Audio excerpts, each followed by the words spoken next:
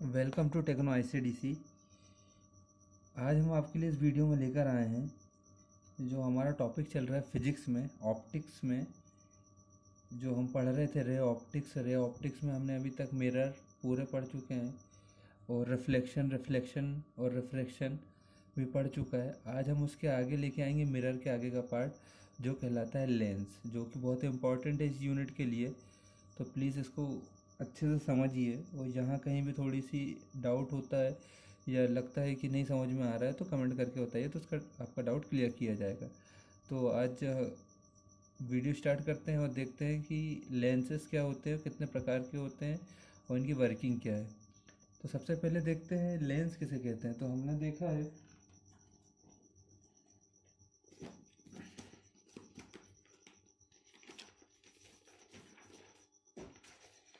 हमने पढ़ा है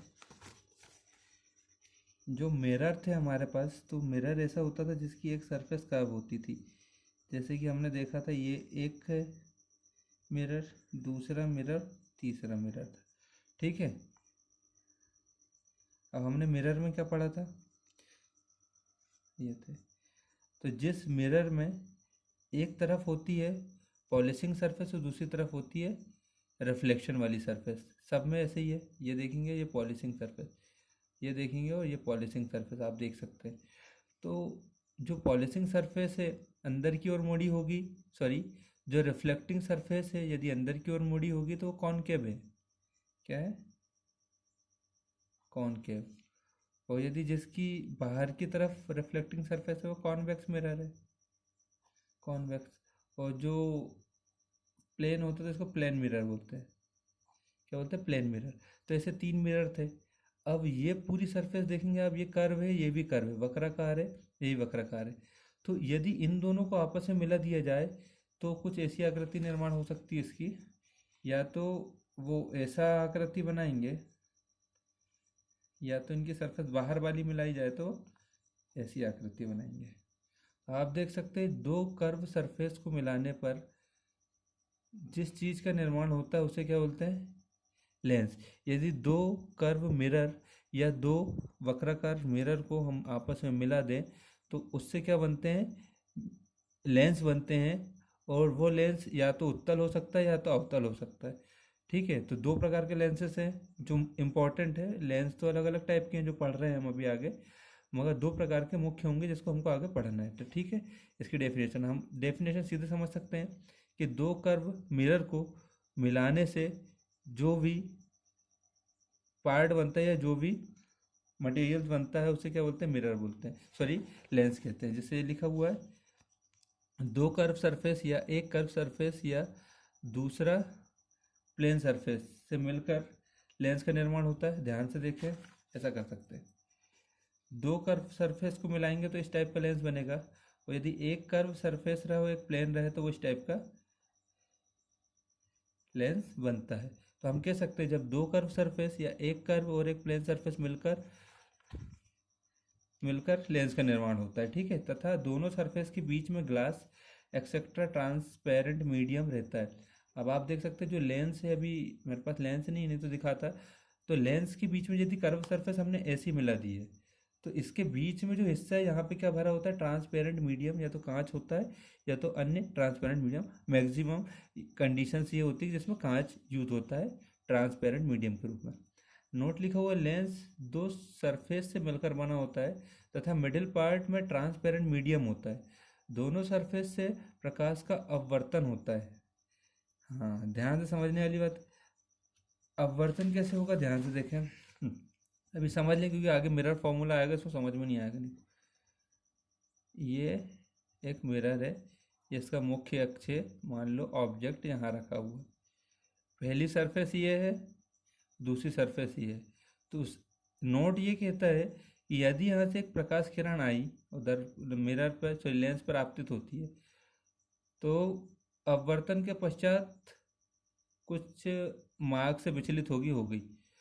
फिर ऐसा नहीं होगा कि ऐसी जाएगी, क्योंकि यहाँ से यहाँ तक, यहाँ एक अलग मीडियम है, यहाँ एक अलग मीडियम है और यहाँ मीडियम अलग है। जब वो यहाँ से यहाँ आएगी तो मीडियम के कारण थोड़ी सी होगी डिफ्लेक्ट, मगर जब वो यहाँ आएगी तो थोड़ी और डिफ्लेक्ट होगी। तो आप देख सकते हैं इस सरफेस में भी इसका अपवर्तन हुआ, इस सरफेस में भी इसका अपवर्तन हुआ। तो हम कह सकते हैं कि जो लेंस की दोनों सरफेस होगी वहाँ पर उनका क्या होगा, अपवर्तन होगा। यही नोट कहना चाह रहा था। ठीक है, अपवर्तन होता है। ठीक है, लेंस के प्रकार लिखे हुए हैं। टाइप्स ऑफ लेंस दो प्रकार के, मुख्यतः दो प्रकार के होते हैं।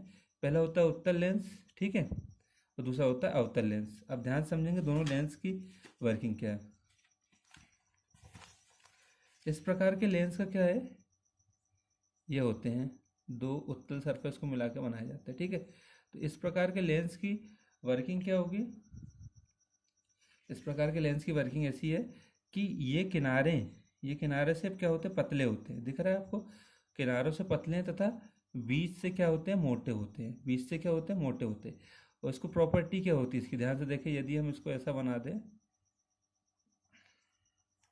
यहाँ से यदि प्रकाश किरण पहुँचाते हैं, जितनी ही पहुँचाएं मुख्य अक्ष के समानांतर, तो वो एक पॉइंट में जाके क्या हो जाती है, इकट्ठी हो जाती है।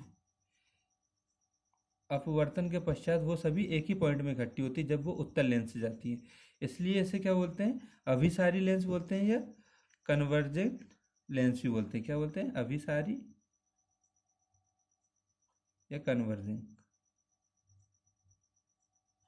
लेंस भी बोलते हैं, क्योंकि ये पूरे जितनी भी रे आ रही सबको एक बिंदु में कन्वर्ट कर देते हैं, इसलिए इसको कन्वर्जिंग बोलेंगे या अभिसारी लेंस कहा जाता है।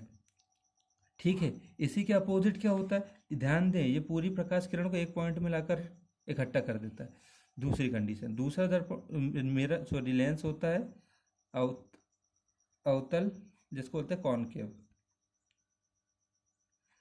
ठीक है, ये क्या होते हैं, किनारे, ये देखें ध्यान से, ये किनारों से क्या होते हैं, मोटे होते हैं तथा बीच से पतले होते हैं। डेफिनेशन यही है, ये किनारों से मोटे तथा बीच से पतले, और ये किनारों से पतले तथा बीच से मोटे होते हैं। ठीक है, अब इसकी प्रॉपर्टी क्या है, ध्यान से देखते हैं। प्रकाश किरणें आई, वो कैसे होगा वो सब बताएंगे, कैसे बाहर जा रही। तो ये क्या होता है, रिफ्लेक्शन के पश्चात, रिफ्लेक्शन के पश्चात बाहर की हो जाती है, और यह क्या होता है, प्रकाश किरणों को फैला देता है। ये एक पॉइंट में लाके कन्वर्ट करता है, ये डाइवर्ट करता है। तो इस प्रकार के लेंस को क्या बोलेंगे, अपसारी, अपसारी या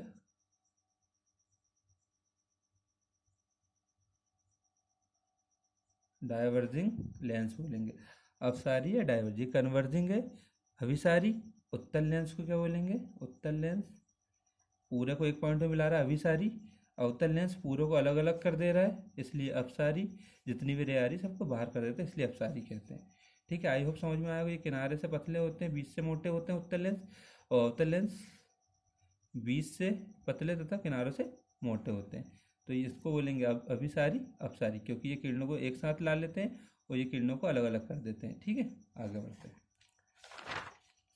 देख सकते हैं आपके पास नोट्स पूरे दिए हुए हैं आपको, और जिस किसी को भी नोट्स चाहिए होगा तो डिस्क्रिप्शन में व्हाट्सएप नंबर है, उस पर नोट्स लिख कर सेंड कर दीजिए, तो आपको नोट्स प्रोवाइड करा दिए जाएंगे।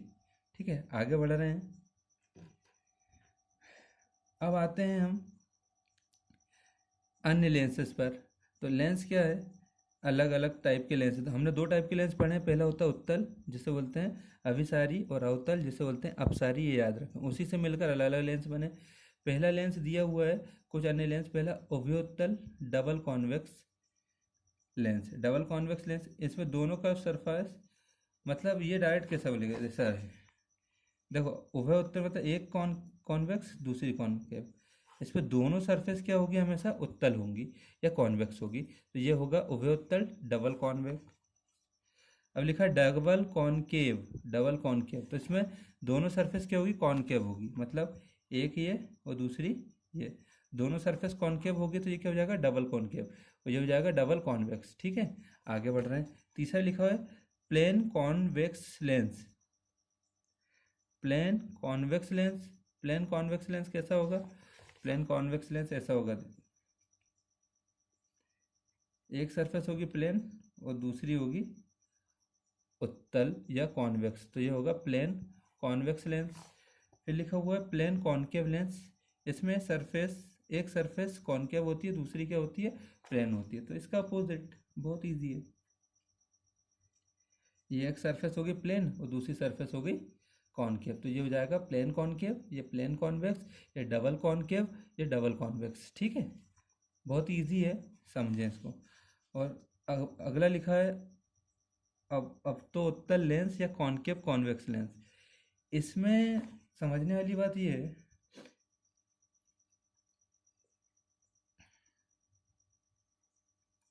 एक सरफेस उत्तल होगी, एक सरफेस अवतल होगी। ध्यान से समझे, एक सरफेस उत्तल होगी, एक सरफेस अवतल होगी। किसके लिए? कॉनकेव कॉन्वेक्स लेंस के लिए। और इसी का देखो, इसको क्या बोलेंगे? अवतल, मतलब पहली रहेगी अवतल, दूसरी उत्तल, और दूसरे के लिए ये डायग्राम बनेगा जो कहलाएगा उत्तला उत्तला अवतल। तो इसको बोलेंगे कॉनकेव लेंस, इसको बोलेंगे कॉन्वेक्स कॉनकेव लेंस, इसको बोलेंगे कॉनकेव कॉन्वेक्स लेंस।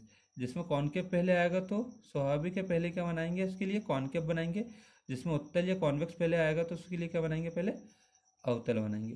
तो ये आपको समझना है कि कितने प्रकार के लेंस है। देखो, दो प्रकार की मुख्यतः उत्तल अवतल, इनसे मिलकर बने हैं डबल उत्तल, डबल अवतल, प्लेन उत्तल, प्लेन अवतल, अवतल उत्तल, उत्तल अवतल। तो ये बहुत इजी है, इनके बारे में ना भी पूछे तो याद रखें। हमारे पास दो लेंस मुख्य प्रकार के हैं, जिसको कॉन्वेक्स और कॉनकेव होते हैं। एक को अभिसारी, दूसरे को अपसारी बोलते हैं। आई होप आपको समझ में आया होगा, नहीं आया होगा तो आप पूछ सकते हैं। ठीक है, ये हो गया हमारे पास लेंस का विवरण। फिर से कि देख लें एक बार लेंस के लिए आप, ये लेंस है जिसकी दो सरफेस कर्व होती है, एक सरफेस कर्व या दूसरी प्लेन होगी। प्रकार दो, उत्तल अवतल। एक को बोलते हैं अवसारी, दूसरे को बोलते हैं अभिसारी। उसके उसके अलावा कुछ और लेंस पाए जाते हैं, जैसे ये लिखे हुए 6। बहुत ईजी है। ठीक है, आगे बढ़ रहे हैं। अगला हमारा जो टॉपिक है वो लेंस मेकर फॉर्मूला है, जो मोस्ट इम्पॉर्टेंट है इस यूनिट के लिए, न्यूमेरिकल्स के लिए और बहुत सारी चीज़ों के लिए। तो बहुत ध्यान से समझें इसको, जहाँ भी डिफ़िकल्टी लगती है तुरंत पूछें कमेंट करके। देखते हैं, करते हैं इसको सॉल्व। आपके पास पूरा नोट्स अवेलेबल है, तो जिसके पास नहीं है वो नोट्स ले सकते हैं हमसे। सब चलिए ठीक है। अब हम बना रहे हैं डायग्राम। पहले ध्यान से समझे, डायग्राम बनाना सिखा रहा हूँ, फिर उसके बाद न्यूमेरिकल पूरा सॉल्व करेंगे। तो सबसे पहले देखते हैं,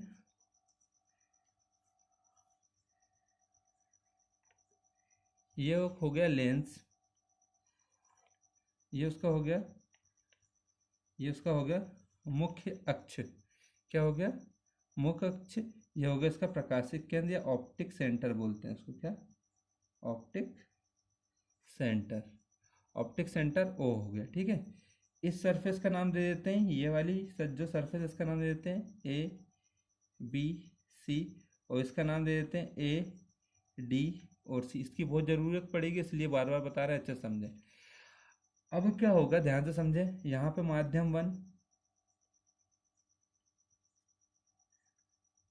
ठीक है,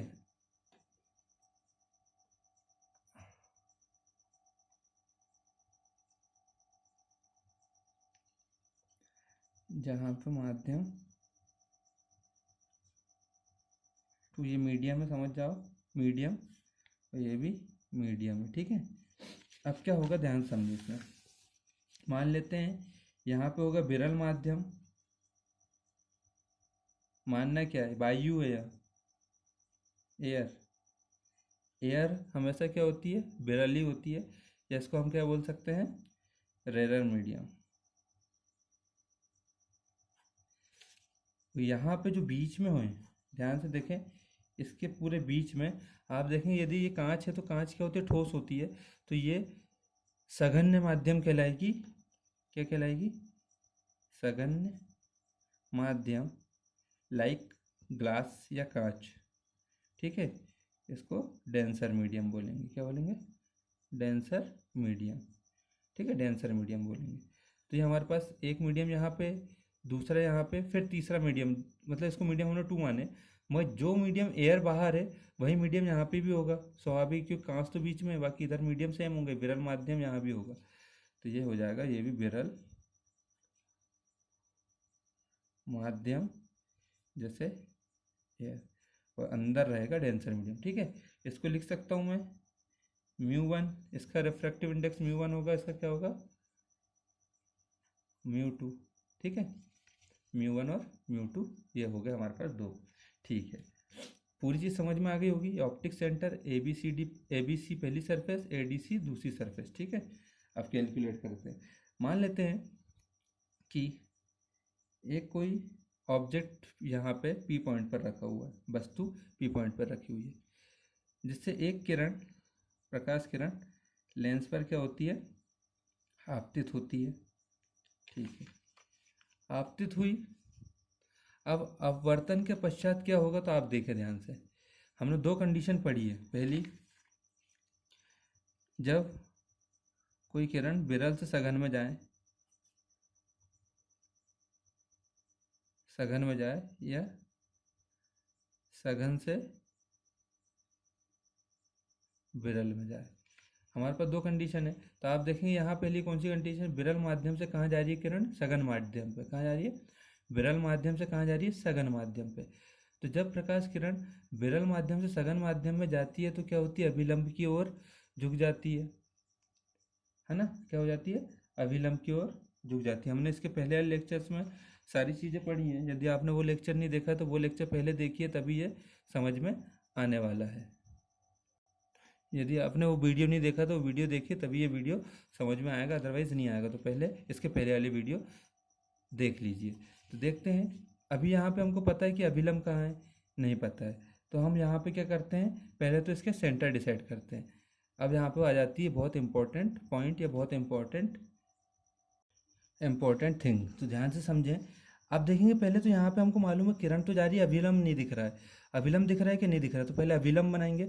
अभिलंब बनाने के लिए हमको पहले इसके लिए ऑप्टिक सेंटर चाहिए और इसके लिए ऑप्टिक सेंटर चाहिए।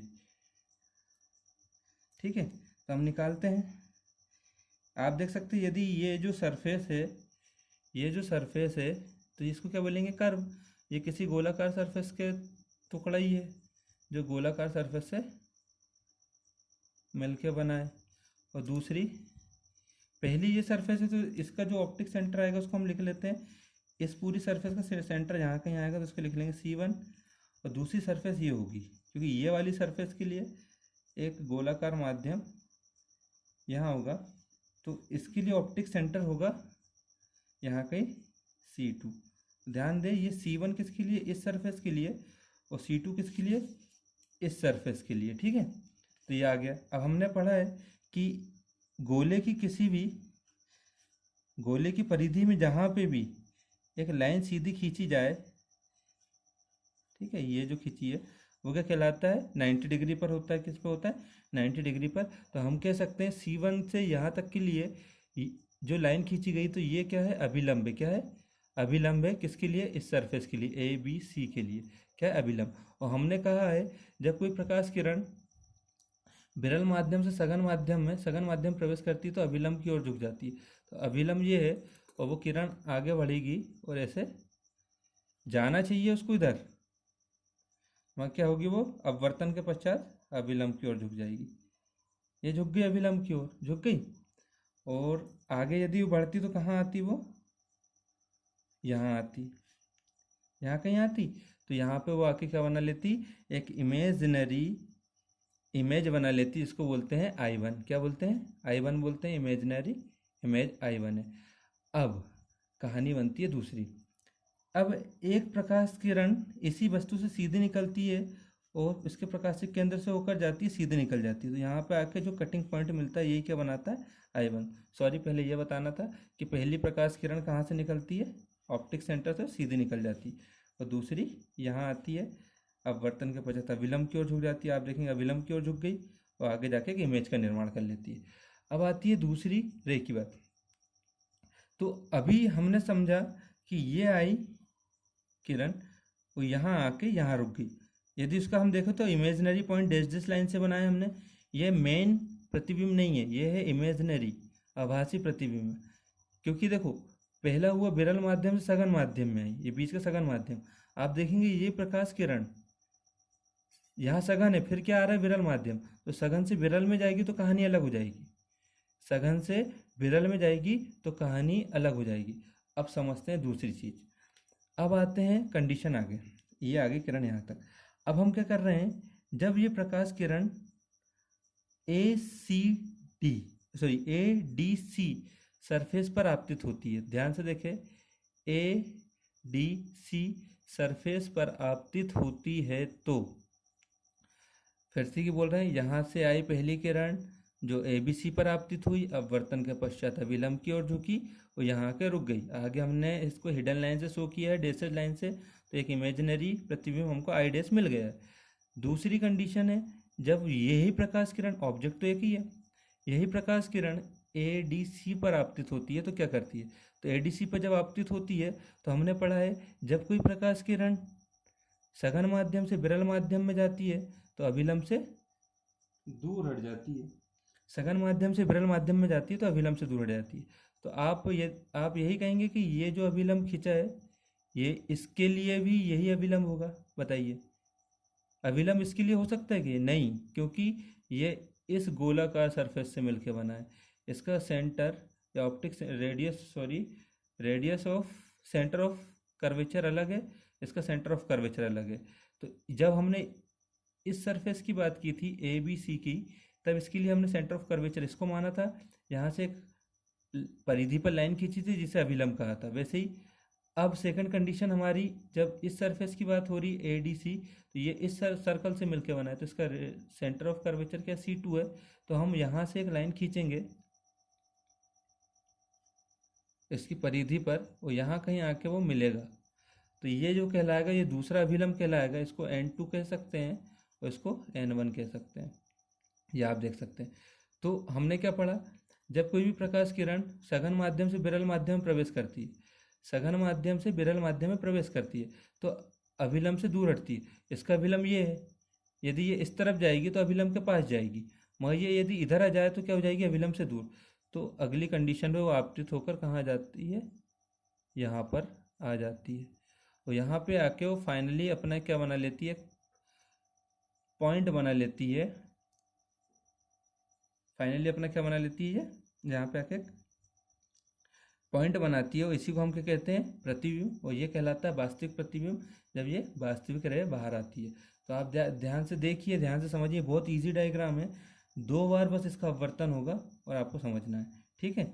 अब दूसरी कंडीशन हम समझ लेते हैं। आप देखेंगे ये यहाँ से यहाँ तक और यहाँ से यहाँ तक, तो 2 सेंटर है, 2 सेंटर ऑफ कर्वेचर है, एक C2 है एक C1 है।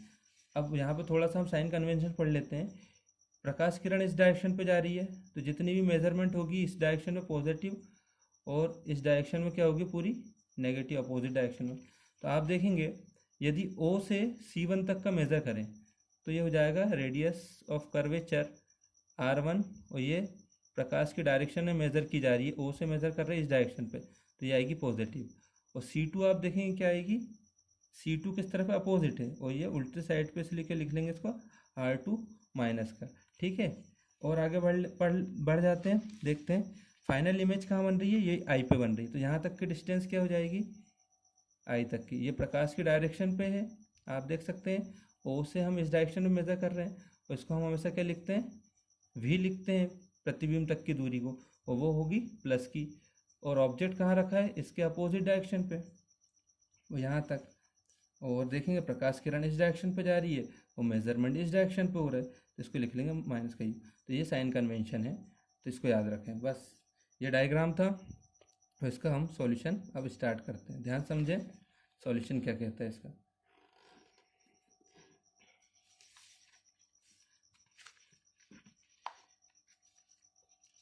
अब यहाँ पे कैलकुलेशन ऐसा है कि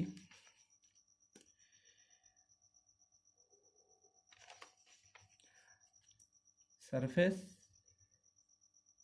पहले ADC होगी या ABC, दोनों ले सकते हैं, दोनों सरफेस से कैलकुलेट करना है। इसके लिए प्रतिबिंब क्या है और इसके लिए प्रतिबिंब क्या है, पहले इसको देख लेते हैं। प्रतिबिंब सॉरी इमेज और वस्तु क्या होगी।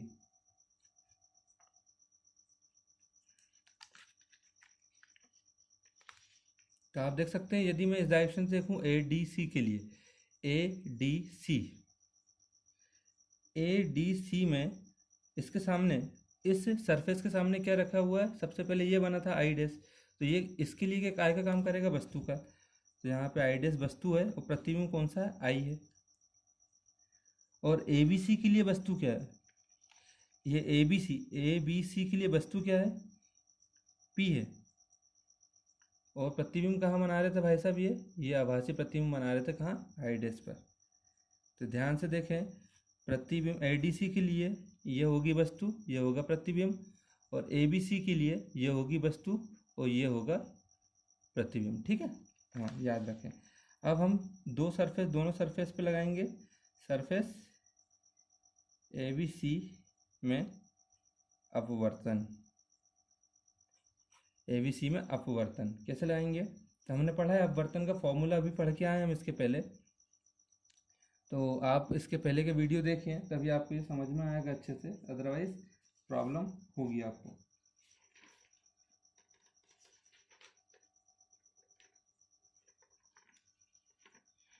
तो फॉर्मूला था μ2 upon v minus μ1 upon r is equal to μ2 minus μ1 upon r। तो आप देखेंगे इसके लिए v, abc के लिए v क्या है, abc के लिए v क्या है, ये है प्रतिबिंब। प्रतिबिंब कहाँ से कहाँ तक, o से आई डैश तक, तो लिख देते हैं μ2 o I dash minus μ1, sorry u है यहाँ पे, ये u है। तो यहाँ पे क्या u क्या है, u क्या है, तो आप देखेंगे इसके लिए u हमने क्या माना, abc के लिए o से p तक, और अपोजिट डायरेक्शन में इसलिए क्या लिख लेंगे इसको, माइनस का op is equal to μ2 minus μ1। और r क्या है, ये यहाँ से यहाँ तक है, ये abc के लिए r ये है, तो इसको लिखेंगे प्लस का oc। ठीक है, इक्वेशन 1 बना लेंगे इसको, आगे बढ़ रहा है। दूसरी कंडीशन सरफेस एडीसी के लिए, एडीसी के लिए रहेगा μ1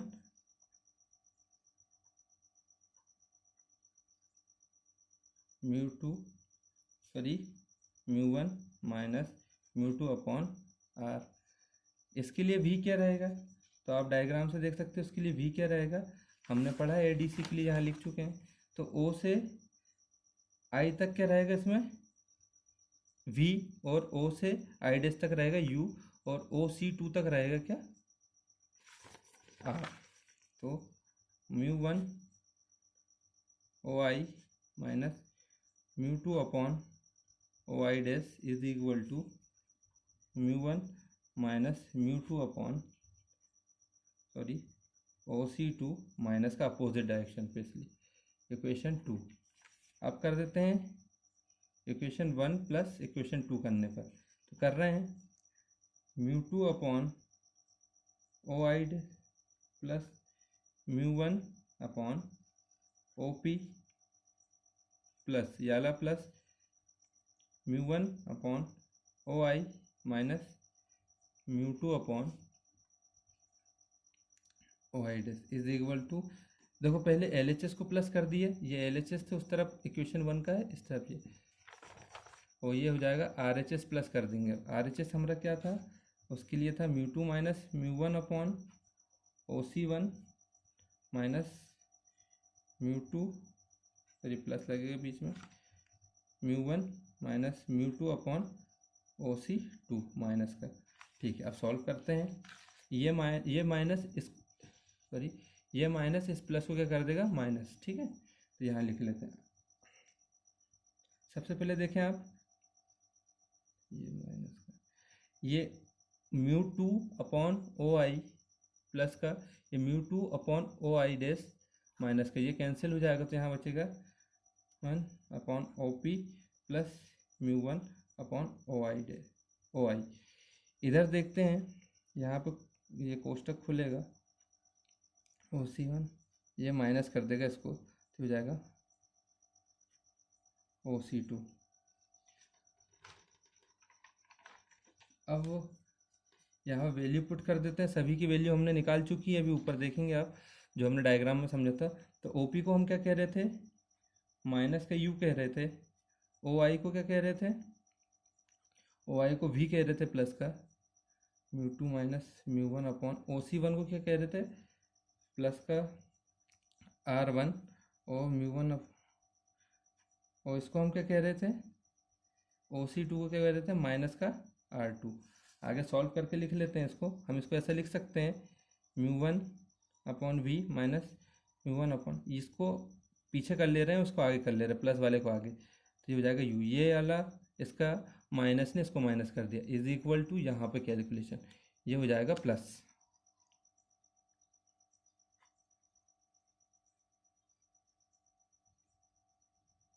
ऐसा लिख सकते हैं, ठीक है। अब यहाँ से म्यू कॉमन निकाल सकते हैं, हम निकाल देते हैं, μ1 कॉमन निकाले तो जाएगा 1/v minus 1/u is equal to, अब यहाँ पे सॉल्यूशन थोड़ा समझें, ध्यान से समझना, यहाँ पे साइन चेंज कर रहा हूँ, μ2 को आगे ले रहा हूँ, μ1 को पीछे, जैसे ही आगे पीछे करूँगा इन दोनों को तो यहाँ साइन चेंज हो जाएगा, तो ये प्लस का इधर हो जाएगा माइनस का, ये हो जाएगा μ2 माइनस μ1 अपॉन R2, क्योंकि ये इसके जैसा बनाना था इसलिए बना लिए। अब यहाँ से कॉमन निकाल देते हैं,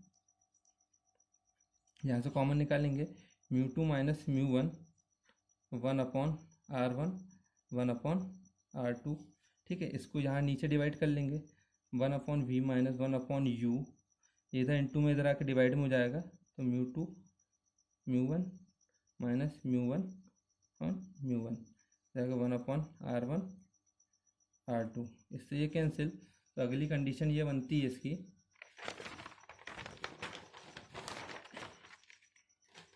अगली कंडीशन ये बनती है इसकी कि हम इसको ऐसे लिख सकते हैं 1/v minus 1/u is equal to, आप इसको ऐसे लिख सकते हैं μ2 upon μ1 minus 1/R1 minus 1/R2, ठीक है। इसको हमने पढ़ा है, ये क्या है, एब्सोल्यूट रिफ्रैक्टिव इंडेक्स μ2 अपॉन μ1, इसको लिख सकते हैं 1/v माइनस 1/u, इसको लिख सकते हैं 2 μ1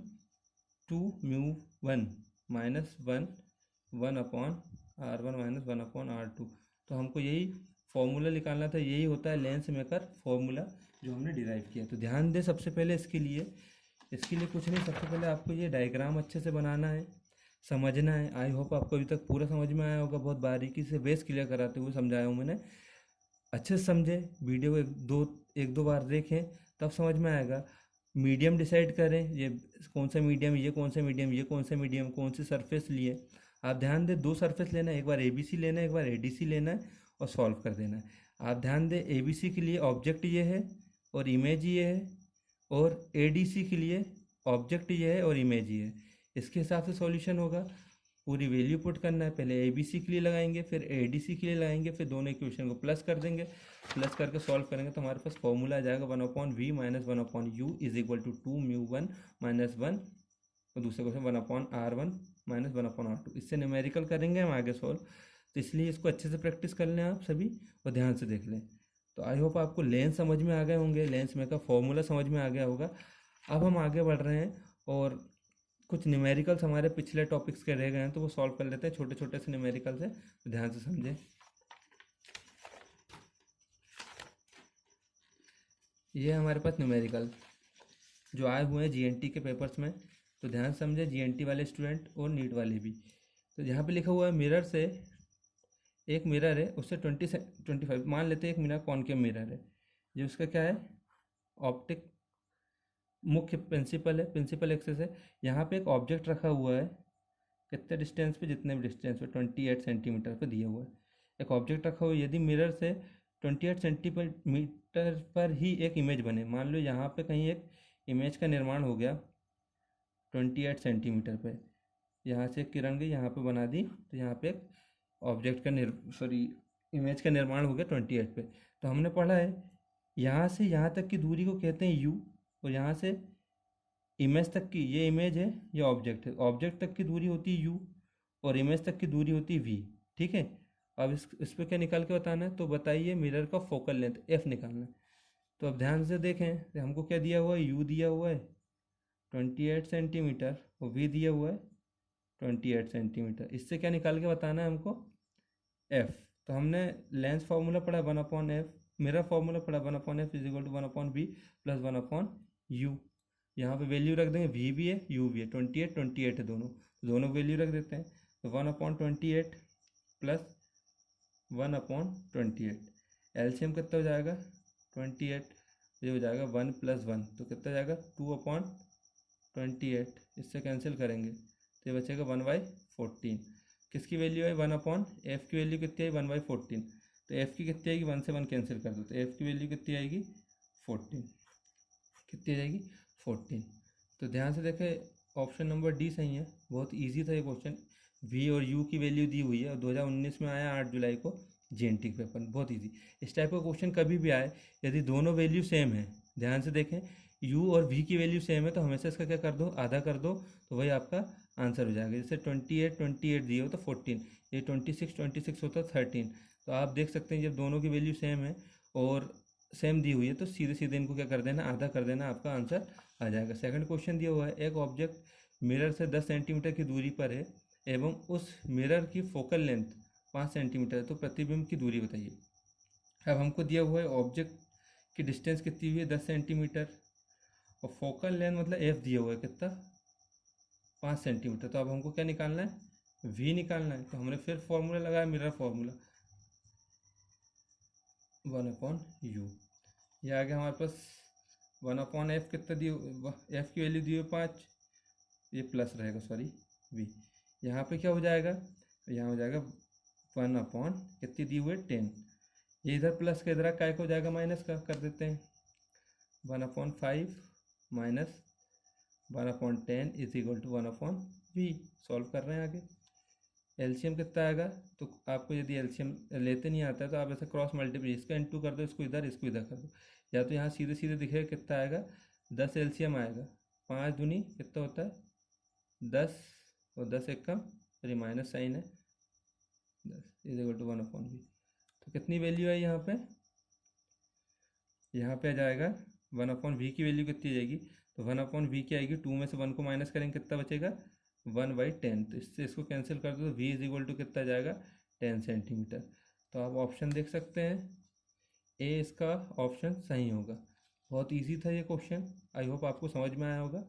बहुत इजी क्वेश्चन, सब ये जीएनटी के पेपर्स में आ चुके हैं। अगला क्वेश्चन है थोड़ा सा ट्रिकी क्वेश्चन है, इसको समझना है। अभी तक हम क्या इसका पढ़ रहे थे, मिरर का।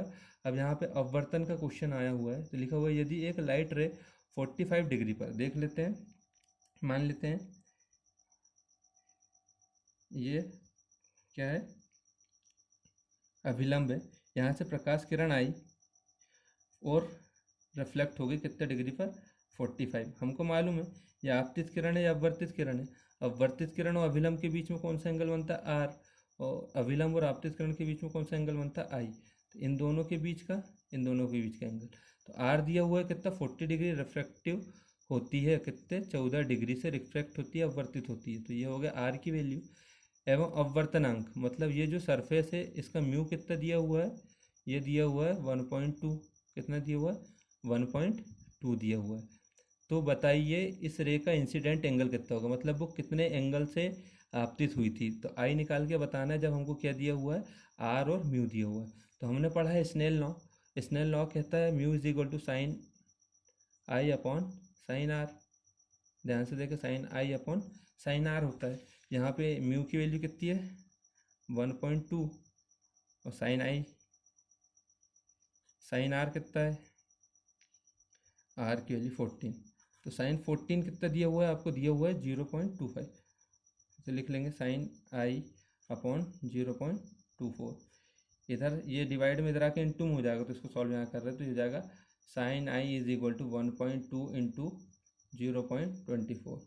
जब इसमें इसका इंटू कर देंगे तो इसकी वैल्यू कितनी आएगी, इंटू करते आता है, नहीं तो उसको आप पॉइंट हटा के भी इसका इंटू कर सकते हैं ऐसे, जैसे कि 1.2 इंटू 0.24 लिखा है तो इसका पॉइंट हटा लें 12 डिवाइड बाई 4, 24 डिवाइड बाई 100 कर लो। 12 चौ 48, 12 दूनी 2404, 2404 होगा 28, 1 2 3, 1 2 3 सुन, तो तीन तीन के आगे दशमलव लग जाए तो ये 0.288। तो हमारे पास वैल्यू कितनी आ गई, इसकी वैल्यू आ गई 0.288। साइन आई की वैल्यू कितनी आ गई 0.288। मगर हमको ऐसा नहीं करना है, आई की वैल्यू निकालना। तो आई की वैल्यू निकालेंगे तो ये साइन इधर इंटू में, इधर काय में जाएगा इन्वर्स में, तो ये जाएगा साइन इन्वर्स 0.288। 0.288 साइन इन्वर्स 0.288 की वैल्यू दी हुई है 16.7 डिग्री। कितनी दी हुई है 16.7 डिग्री। तो आप कह सकते हैं सर इसका जो आई एंगल होगा किसका होगा 16.7 डिग्री का होगा। तो ऐसे सॉल्व करना है कैसे, स्नेल लॉ से। ईजी है, बस आपको कैलकुलेशन आना चाहिए, बहुत ईजी। अगला क्वेश्चन उसी के बेस में, अगला क्वेश्चन कहता है, अगला क्वेश्चन में दिया हुआ है, आई होप आपको समझ में आया होगा, नहीं आया होगा तो कमेंट करके पूछ सकते हैं, तो उसका सॉल्यूशन आपको बताया जाएगा। ठीक है, आगे लिखा हुआ यदि एंगल ऑफ इंसिडेंस, मतलब आई की वैल्यू कितनी दी हुई है 30 डिग्री, और एंगल ऑफ रिफ्रैक्शन मतलब आर की वैल्यू भी दी हुई है 60 डिग्री, तो रिफ्रैक्टिव इंडेक्स का मान बताओ। मतलब इसमें निकालना क्या है, म्यू निकाल के बताना है। तो हम देखो जीएनटी के पेपर में 2014 में आया है, तो इसको सॉल्व कर लेते हैं। Mu is equal to sine I, Snell law, sine R. Sine I की वैल्यू कितनी है, साइन आई दिया हुआ 30 डिग्री और 60 आर की वैल्यू, इसका मान होता है 1/2, और इसका मान होता है 3/2। ठीक है, इस 2 से इस 2 को हम कैंसिल कर सकते, तो 1/√3 आ गया। कितना आ गया, सॉरी 1/√3 आया इसको कैंसिल करने के बाद। अब इसका आंसर ऐसा दिया नहीं है, इसका आंसर दिया हुआ ऑप्शंस में, तो उसको सॉल्व करते हैं। ठीक है, तो देखते हैं हम इसका क्या कर देते हैं, रेशनलाइजेशन या हर का परिमाकरण कर देते हैं। तो ऊपर नीचे √3 का इंटू कर सकते हैं। इसका इंटू इसके साथ होगा तो √3 हो जाएगा, और इसका इंटू इसके साथ होगा तो √3 का क्या हो जाएगा, स्क्वायर हो जाएगा। तो स्क्वायर से ये कैंसिल हो जाएगा, √3 डिवाइड बाई 3। और √3 की वैल्यू कितनी होती है 1.7323। इसको यदि अब ध्यान से देखें ऑब्जेक्टिव कैसे दिए हुए, 3 5 15 होता है। ठीक है, तो इसमें एक ऑप्शन दिया हुआ है 0.5, बाकी कोई भी ऐसा ऑप्शन नहीं है जो 15 से 5 से रिलेटेड है। तो जो 3 5 15 वाला ऑप्शन है, तो वह हम मान सकते हैं कि ये पूरी तरीके से किससे कैंसिल होगा। तो ये आप लॉजिक भी लगा सकते हैं या अलग से डिवाइड भी कर सकते हैं, तो आपका आंसर आ जाएगा। तो इसका आंसर होगा ए, जो ये दिया हुआ। क्योंकि देखो 3 5 से 15 होता है, यहाँ पे 17 समथिंग आ रहा है, तो 15 आ सकता है। क्योंकि 3 7 3 6 18 होगा, यहाँ पे 17 है, हमको 15 लाना है, तो पॉइंट से आएगा, तो ये आ गया। आई होप आपको आज का पूरा, ये थे आपके न्यूमेरिकल्स, जितने भी न्यूमेरिकल्स थे सारे सॉल्व करवा दिए हैं। ये न्यूमेरिकल्स आईएमपी थे जो क्वेश्चन में आए। आप जीएनटी का पेपर देख सकते हैं पिछले साल का, तो आपको समझ में जाएगा कि कैसे सॉल्व हुआ। और इसके पहले आपको जो मेरा फॉर्मूला पढ़ाया गया है, आई होप आपको पूरा समझ में आया होगा। और उसके पहले मेरर्स पढ़ाए गए हो, समझ में आए होंगे। नहीं समझ में आए होंगे तो 1 2 बार वीडियो देखिए अच्छे से, फिर भी समझ में नहीं आता तो कमेंट करके हमसे पूछिए, हम बता देंगे। और प्लीज़ आप इस वीडियो को लाइक करिए, शेयर करिए, और हमारे चैनल को सब्सक्राइब करिए, जिससे आपको और अच्छे नोटिफिकेशन मिल सके सारे वीडियोस के। बहुत जल्दी हम इंजीनियरिंग ड्राइंग की क्लास स्टार्ट करने वाले हैं और बीम की क्लास स्टार्ट करने वाले हैं, तो आप सब्सक्राइब करके रखिए जिससे आपको नोटिफिकेशन मिले। और बहुत जल्दी आपके सामने वाइट बोर्ड पर समझाया जाएगा, जल्द से जल्द। वीडियो बनाने में बहुत मेहनत लगती है, तो कम से कम इसमें एक लाइक ज़रूर करें। थैंक यू वेरी मच, पढ़ते रहिए, थैंक यू।